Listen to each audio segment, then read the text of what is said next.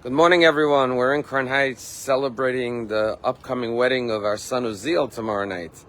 And yesterday, throughout Shabbos, we had the Afruf where he was called to the Torah in the Rebbe's room.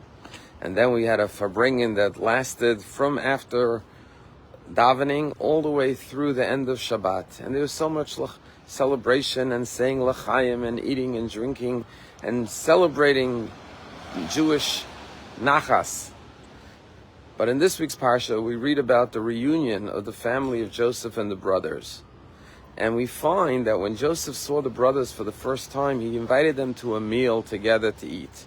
And there the Torah says they ate and they drank. And the Torah says, and Rashi comments, what does it mean they drank? That this was the first time they drank wine in 22 years because they were mourning the loss of their brother. And therefore they prohibited themselves and refrained from drinking wine because they didn't want to experience true joy till they were reunited. And for the first time, they drank wine together. And indeed, in this week's Parsha, when Joseph reveals his identity to his brothers, he sends them back home to their father, and he sends gifts to his father. And Rashi says, what did he send? He sent old wine, because old wine is rich in flavor and taste. And not only did he send ordinary wine, which represents that the joy to the family has been restored, but he sent them old wine. Why old wine? Because it says in Ethics of Our Fathers in Pirkei Avot that there are sometimes old containers that have new wine, which is of inferior quality, and sometimes you have old wine in a new container, and therefore don't judge a book by a cover, or don't judge the wine by the bottle. The outward appearance may seem new, but the wine on the inside could be old and rich. And what Joseph was saying to his father by sending the old wine is, I know the brothers are going to come back and saying that I was dressed as the viceroy of Egypt, wearing modern clothing like an Egyptian ruler. You may think that I've changed, but you should know I may have new clothing, but the wine inside of me is old. I'm connected to you, to my heritage, to my ancestry, to God, to the Torah, and therefore I am the same beloved son that you were separated from 22 years ago when my brothers threw me into the pit and sold me into slavery. And now that the family is reunited and the Jewish family is complete, once again they could drink wine, and not just ordinary wine, but old wine, representing their connection to their past, to their heritage. And that's what this Shabbat was all about. It was celebrating the joy of a family, a new couple that's going to build yet another family, God willing, in the ways of their parents, grandparents, great-grandparents, continuing on the Jewish heritage and the Jewish legacy. And that's what's so joyous about this week's Torah portion, because father and son, Jacob and Joseph, are reunited after 22 years. Yesterday when I was at the Farbringen, the Hasidic gathering, the afternoon Kiddush that I mentioned lasted all day.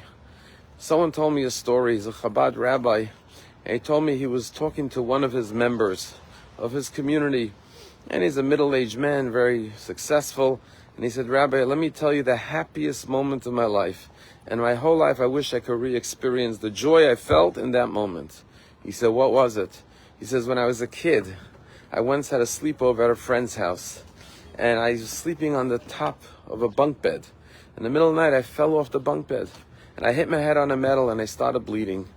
My friend's father rushed me to the hospital, to the emergency room, and he called my father and said, listen, your son unfortunately hit his head, fell off the bunk bed, I'm taking him to the emergency room. And when I came to the emergency room, the surgeon said we have to have stitches because I had cut my head. And suddenly, as I'm laying there bleeding, the doctors are bandaging me, my father comes running into the emergency room, and I see my father come in wearing his pajamas. He said, I'd never seen my father leave the house with pajamas. He's always dressed beautifully, dignified, and here he comes running in his pajamas.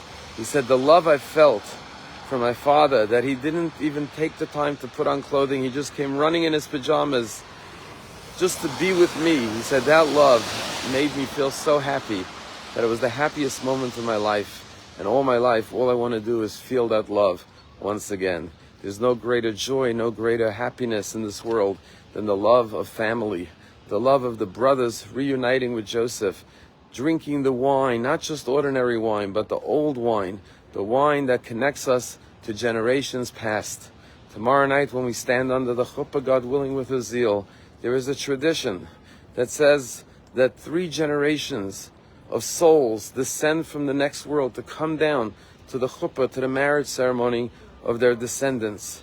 We'll stand under the chuppah, not just surrounded on all sides by family, but surrounded from above of the souls of the previous generations as they come down to have the nachas, to see their progeny carrying on, building future families, walking in the pathways, in the legacy, in the traditions, in the ancestry of their beloved family, going all the way back to the first Jewish family in this week's Parsha, the reunification of Jacob and Joseph and the Jewish family. What a joyous Torah portion to celebrate a joyous occasion. Have a wonderful day.